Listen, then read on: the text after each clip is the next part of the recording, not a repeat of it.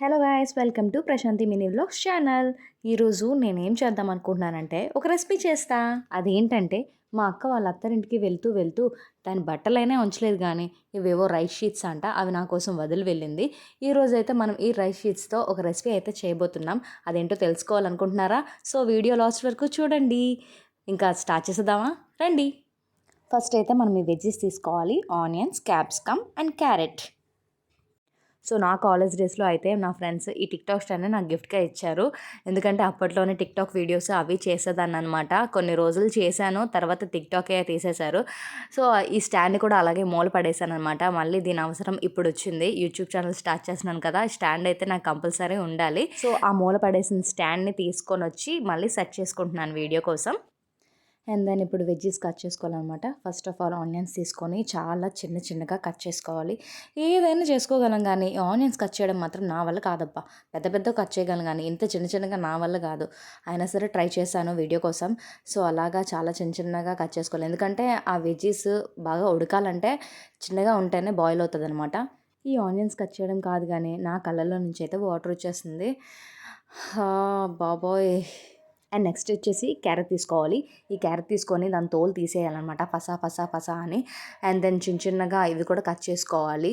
And రోజుకు ఒక carrot తినండి అబ్బా, మీ హెల్త్కి మంచిది. ఈ సోదంతా మాకెందుకు చెప్తున్నావు అని అనుకోకండి. ఈ కట్ చేసే లోపల ఏదో ఒకటి చెప్దామని చెప్పాను.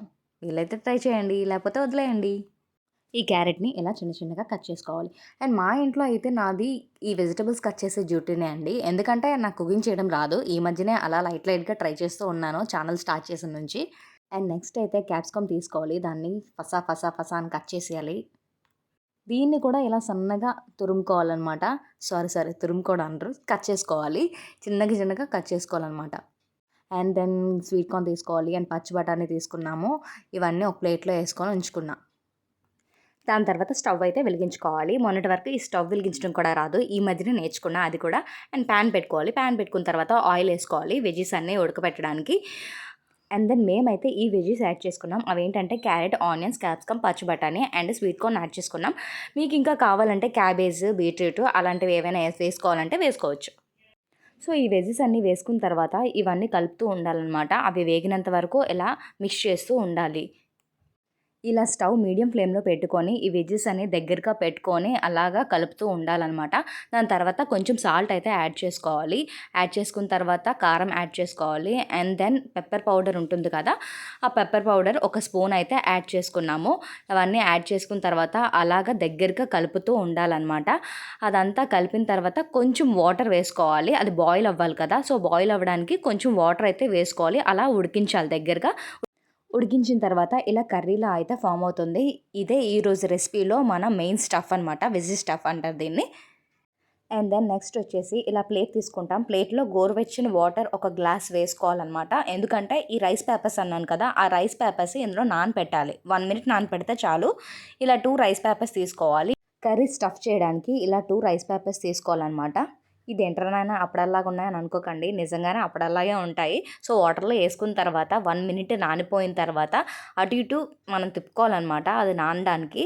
సో అలా నానిపోయిన తర్వాత ఇలాగా మెత్తగా ఒక లేయర్ లాగా తయారవుతుందనమాట. చూడండి ఇలా అయితే లేయర్లా తయారవుతుంది. అది ప్యాన్లో వేసుకొని ఈ కర్రీ స్టఫ్ ఉంది కదా, ఆ కర్రీ స్టఫ్ని ఇలా వేసుకొని 4 పక్కల మడత పెట్టాలి.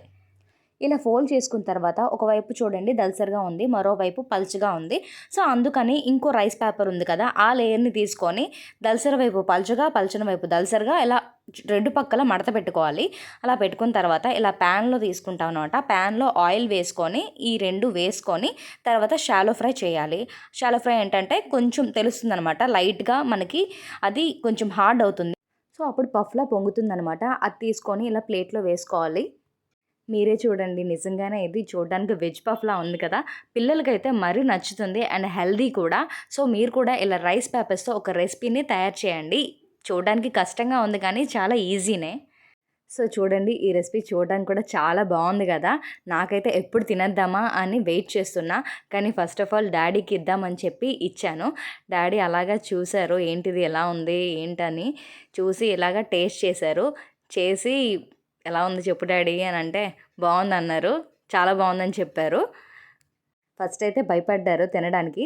తర్వాత అమ్మ కూడా టేస్ట్ చేసింది. అమ్మ కూడా టేస్ట్ చేసి అమ్మకు కూడా నచ్చినట్టుంది. కొంచెం అలా టైం తీసుకుంది కానీ బాగుందనే చెప్పింది. అండ్ దెన్ వీళ్ళిద్దరు తిన్నారు కదా! నేను కూడా ఒక పట్టు పడదామని చెప్పి తీసుకొని అలా నోట్లో పెట్టుకున్నా. చాలా వేడిగా ఉంది. కానీ టేస్ట్ అయితే తెలుస్తుంది. చాలా బావుంది. మీరు కూడా ట్రై చేయండి. Okay. And follow, subscribe and like this video. If you like this, please share this video.